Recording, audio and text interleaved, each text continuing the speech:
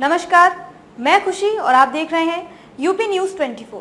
2 दिवसीय लखनऊ दौरे पर पहुंचे भारत सरकार सहकारिता मंत्रालय के सचिव डॉक्टर आशीष कुमार भूटानी का आज दूसरा दिन। तमाम कार्यक्रमों में शिरकत और बैठक करने के बाद मीडिया को किया संबोधित। सचिव डॉक्टर आशीष कुमार भूटानी ने का बयान आज आयुक्त एवं निबंधक कार्यालय में प्रमुख सचिव सहकारिता यूपी शासन के साथ विभाग के प्रबंध निदेशक, अपर आयुक्त एवं अपर निबंधकों तथा प्रदेश के अन्य 9 विभागों के विभागाध्यक्षों के साथ एक मीटिंग आहूत की गई, जिसमें संबंधित अधिकारियों एवं कर्मचारियों को आवश्यक दिशा निर्देश दिए हैं। डॉक्टर भूटानी ने पहले समितियों के कार्यक्षेत्र के विषय को बताया। वर्तमान समय में सरकारी समितियों के कार्यक्षेत्र में विस्तार होने के कारण समितियों को अब अपने नए स्वरूप में कार्य करने के लिए नवीन तकनीक व संसाधनों का प्रयोग करने का निर्देश दिया। इससे समितियां आर्थिक रूप से आत्मनिर्भर बन सकेंगी। उन्होंने कहा कि हमने अधिकारियों को सुझाव भी दिए हैं कि जिन क्षेत्रों में समितियां नहीं हैं वहां पर नई समितियां बनाई जाएं, समितियों में नए लोगों को जोड़ा जाए, इसके लिए लोगों से नियमित संपर्क किया जाए। सचिव भारत सरकार ने कहा कि किसानों की उपज को संरक्षित करने के लिए भंडारण की उचित व्यवस्था की जा रही है। प्रमुख सचिव सहकारिता ने विभागीय कार्यों की प्रगति रिपोर्ट का प्रेजेंटेशन प्रस्तुत करते हुए विभाग में हो रहे नवीन कार्यों के विषय में विस्तार से अवगत कराया। डॉक्टर भूटानी ने कहा कि भारत सरकार की जो योजना है उसमें किसानों को लाभ मिल रहा है। हमने किसानों से भी बातचीत की है। वहीं कोऑपरेटिव बैंक को और ज्यादा अत्याधुनिक बनाने के लिए टेक्नोलॉजी का प्रयोग किया जा रहा है, जिससे कि अधिकारियों की मनमानी और भ्रष्टाचार पर रोक लगाई जा सके और किसानों को ज्यादा से ज्यादा लाभ मिल सके। कंट्रोल और वो मजबूती और मॉनिटरिंग और ओवरसाइट आरबीआई की भी रहे उन बैंकों के ऊपर, जिससे कि जो पहले घटना घटी थी कमी आए और ठीक धीरे धीरे वो कोऑपरेटिव बैंक कमर्शियल बैंक की तर्ज पे उतने मजबूत हो जाए, उतनी सुविधा किसानों को और ग्रामीण में लोगों को दे सकें। सचिव साहब, ये सहकारिता में उत्तर प्रदेश में पैसा जो अलर्ट हुआ था, ये खर्चा नहीं हो रहा है, इसको लेके खर्च कैसे हो, गाइडलाइन या कुछ निर्देश? तो मेरे साथ ही हमारे आपके उत्तर प्रदेश के प्रमुख सचिव बैठे हैं, इसका उत्तर वो दे तो बहुत अच्छा रहेगा। जी,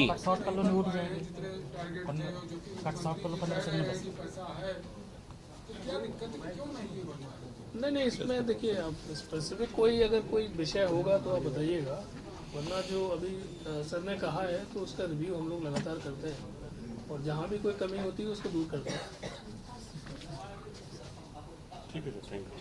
थैंक यू, धन्यवाद।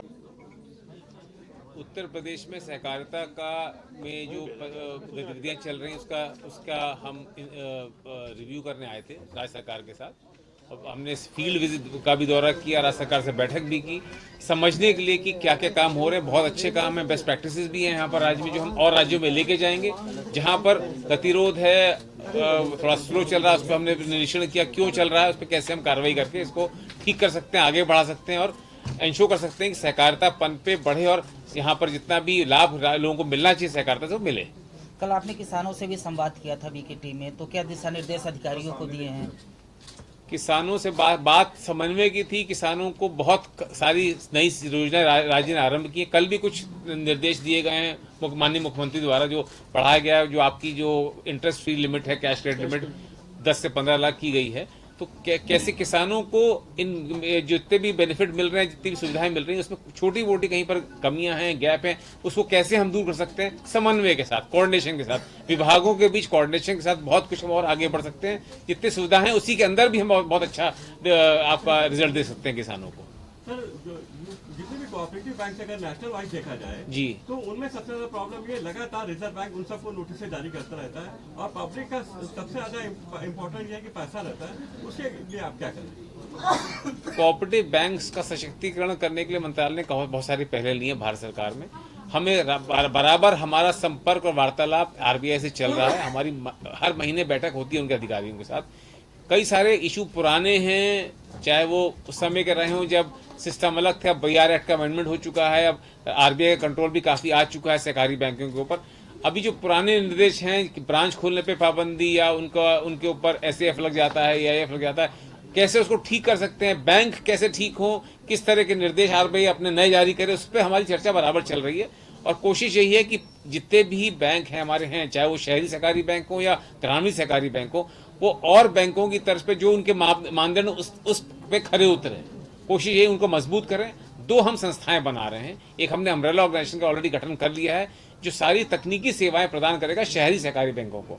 उसी तर्ज पर एक शेयर्ड सर्विसेज एंटिटी हम खड़ी कर रहे हैं, जो ग्रामीण सहकारी बैंकों को सारी IT सुविधाएं उपलब्ध कराएगा। सब बैंकों के लिए वो सुविधाएं मार्केट में जाके खरीदना और उसको चालू करना आसान काम नहीं है, और उनके उस लेने में, उसको सुविधा लेने में समय भी बहुत लग रहा है। तो एक संस्था ऐसी आएगी जो सब सुविधाएं अपने लेवल पर प्रोवाइड करेगी, एक ही टेंडर करेगी, सबको सुविधाएं एक तर्ज पे देगी, जिससे कि किसानों को और ग्रामीण क्षेत्रों में जो हम जितने भी हमारे भाई बहन उनको सुविधाएं, मॉडर्न सुविधाएं बैंकिंग की मिल सके।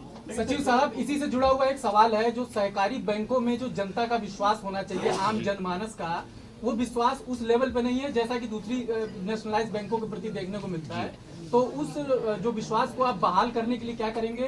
दूसरा, सहकारी विभाग में तमाम समय समय पे अनियमितताएं आती हैं, तमाम अफसरों के उसमें नाम आते हैं, तो इस तरीकों को लेकर के कुछ आप गाइडलाइन बनाएंगे, कुछ कार्रवाई करेंगे इस तरीके से? जैसा मैंने पहले भी बताया कि बैंकों में पारदर्शिता लाना बहुत जरूरी है उनके कार्यकलापों में, और टेक्नोलॉजी के अलावा कोई तरीका नहीं है पारदर्शिता लाने का। बाकी बैंक जितने भी कमर्शियल बैंक हैं, प्राइवेट बैंक हैं, उन्होंने टेक्नोलॉजी को अपना के काफी हद तक सिस्टम ठीक कर लिए, पारदर्शी हो गए हैं वो लोग। वही सुविधा है हमको, वही सिस्टम आपके कोऑपरेटिव बैंक में लाने पड़ेंगे। उसके लिए हम काम कर रहे हैं, बैंकों से भी वार्तालाप कर रहे हैं और उनके रेगुलेटर से भी वार्तालाप कर रहे हैं। BR एक्ट में से मैंने बताया, बैंकिंग रेगुलेशन एक्ट में 2020 में अमेंडमेंट हुआ, काफी हद तक जो परेशानियां थी, जो कंट्रोल RBI का नहीं था, अब दे दिया जा चुका है उसके अमेंडमेंट से, जिससे कि वो। आइए नजर डालते हैं आज की बड़ी खबर पर।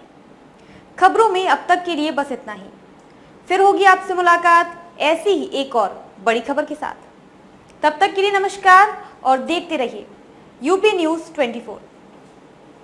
ऐसे ही लेटेस्ट अपडेट्स पाने के लिए हमारे चैनल UP News 24 को सब्सक्राइब करें और बेल आइकन दबाना ना भूलें, जिससे आपको लेटेस्ट अपडेट्स का नोटिफिकेशन मिल जाए।